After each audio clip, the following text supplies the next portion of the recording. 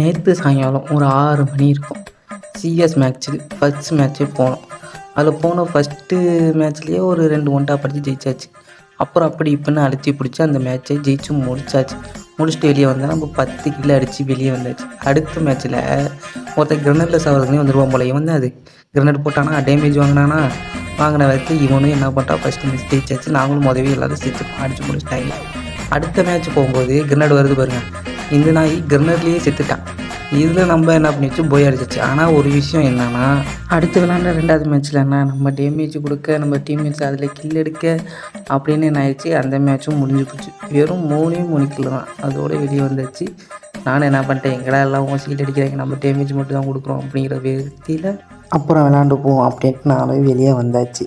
அது மட்டும் இல்லாமல் கொஞ்சம் பார்க்குறவங்க சப்ஸ்கிரைப் பண்ணிக்கிட்டு பாருங்கப்பா.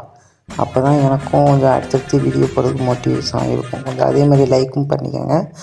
கொஞ்சம் அடுத்து என்ன மாதிரி கண்டென்ட் போடலாம் அப்படிங்கிறதையும் கொஞ்சம் கமெண்ட் பண்ணுங்கள். எங்களை மாதிரி சின்ன சின்ன யூடியூபர்ஸுக்கு நீங்கள் போடுற லைக்கும் கமெண்டும் பண்ணுற சப்ஸ்கிரைப் தான் மோட்டிவேஷனாகவே இருக்கும். பார்த்து பண்ணுங்கள். Okay bye. அடுத்த வீடியோவில் பார்ப்போம்.